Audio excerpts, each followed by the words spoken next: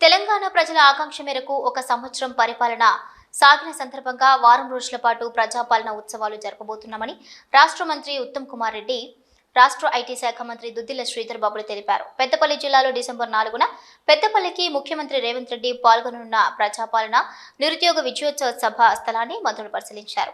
ఈ సందర్భంగా వారు మీడియా సమావేశంలో మాట్లాడారు. ప్రభుత్వం ఏర్పడి సంవత్సర కాలం కావస్తున్న సందర్భంగా ప్రజలకు అందించిన పాలనపై తమ ప్రభుత్వం ప్రజాపాలన వారోత్సవాలను నిర్వహిస్తుందన్నారు. రాష్ట్రంలో అన్ని వర్గాలకు ప్రజలకు ప్రయోజనం చేకూరే విధంగా సంవత్సర కాలంలో అద్భుతమైన పరిపాలన అందించామన్నారు. గత టీఆర్ఎస్ ప్రభుత్వం నిరుద్యోగులను మోసం చేసి ఉద్యోగ నియామకాలు చేపట్టలేదన్నారు. తెలంగాణ వ్యాప్తంగా ఆర్టీసీ ఉచిత ప్రయాణంలో 10 కోట్ల మంది మహిళలకు ఉచిత ప్రయాణం కల్పించిందన్నారు. కాళేశ్వరం ప్రాజెక్టులో నీళ్లు లేకుండానే తెలంగాణలో రైతులు రికార్డు స్థాయిలో వరి ధాన్యం పండించారన్నారు. 10 నెలల కాలంలోనే కాంగ్రెస్ ప్రభుత్వం 22,000 కోట్లతో రైతు రుణమాఫీ చేసిందన్నారు. ఇక తెలంగాణలో కులగణను చేపట్టి 95% పూర్తి చేసిందన్నారు. డిసెంబర్ 4వ తేదీన యువ వికాసం పేరుతో 1,00,000 మందితో బహిరంగ సభ ఏర్పాట్లను పరిశీలిస్తున్నామన్నారు. తెలంగాణలో నేటి కాంగ్రెస్ ప్రభుత్వం ముఖ్యమంత్రి రేవంత్ రెడ్డి గారు, ఉప ముఖ్యమంత్రి బట్టి విక్రమార్క గారు, వ్యవసాయ శాఖ మంత్రివర్యులు తుమ్మల నాగేశ్వరరావు మరి వారి పాలసీస్ అనుగుణంగా అగ్రికల్చర్ అండ్ ఇరిగేషన్ డిపార్ట్మెంట్స్ సరిగ్గా పనిచేసినందుకు స్వతంత్ర భారతదేశంలో అతి ఎక్కువ ప్యాడీ వరి 153 లక్షల మెట్రిక్ టన్నులు కాళేశ్వరం ప్రాజెక్టు నిరుపయోగంగా ఉండగా తెలంగాణలో పడిన విషయాన్ని మనం చేస్తాం. ఈ మొత్తం పంటకి ఈ దొడ్డు రకాలకి 2,300 ఎంఎస్పి, సన్న రకాలకి 500 రూపాయలు దాని మీద బోనస్ ఇచ్చిన ఘనత మా ప్రభుత్వానికి దక్కింది.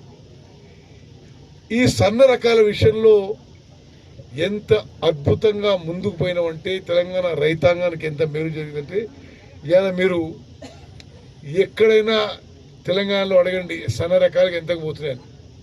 ఇప్పుడు ఈరోజు 3,100 చేరింది.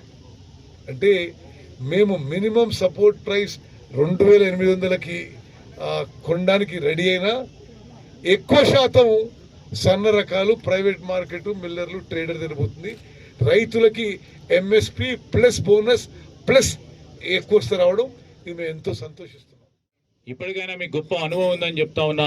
టీఆర్ఎస్ సంబంధించిన నాయకత్వం 10 సంవత్సరాల పరంగా మీకున్న అనుభవాన్ని తెలియజేయండి, ఏది మంచిగా చేస్తాయని. కానీ లేనట్టున్నాయి, ఎప్పుడు చెప్పలే, ఎప్పుడు రోడ్డు మీదనే ఉంటా అన్నారు. నేను ఈరోజు మీ అందరికి మనవి చేస్తాను. ఇక్కడ సింగరేణి కార్మికులు ఉంటారు. రేపు సింగరేణి కార్మికులకు సంబంధించి వారి పిల్లలు వెయిట్ చేస్తా ఉన్నా, ఈ ఉపాధి కోసం వెయిట్ చేస్తా ఉన్నా, సింగరేణిలో ఉపాధి కావాలని వెయిట్ చేస్తా ఉన్నా దాదాపు 600 మందికి రేపు మళ్ళీ ఒకసారి నియామక పత్రాలు ఇవ్వబోతా ఉన్నాం. నేను ఎందుకు చెప్తా ఉన్నా అంటే కమిట్మెంట్, ఇది మా కమిట్మెంట్, మా చిత్తశుద్ధి, ప్రయత్నం. మేము ఈరోజు చెప్తలేము ఇప్పటికే ఆగుతామని. మా ప్రయత్నంలో లోపం లేకుండా నిరంతరం కృషి చేస్తూ ఉన్నాం.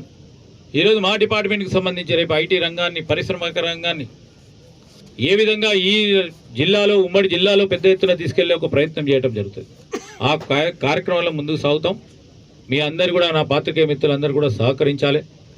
నేను మీ అందరిని కూడా కోరుతా ఉన్నా. ఈ సందర్భంలో మీ అందరికీ కూడా వచ్చినందుకు.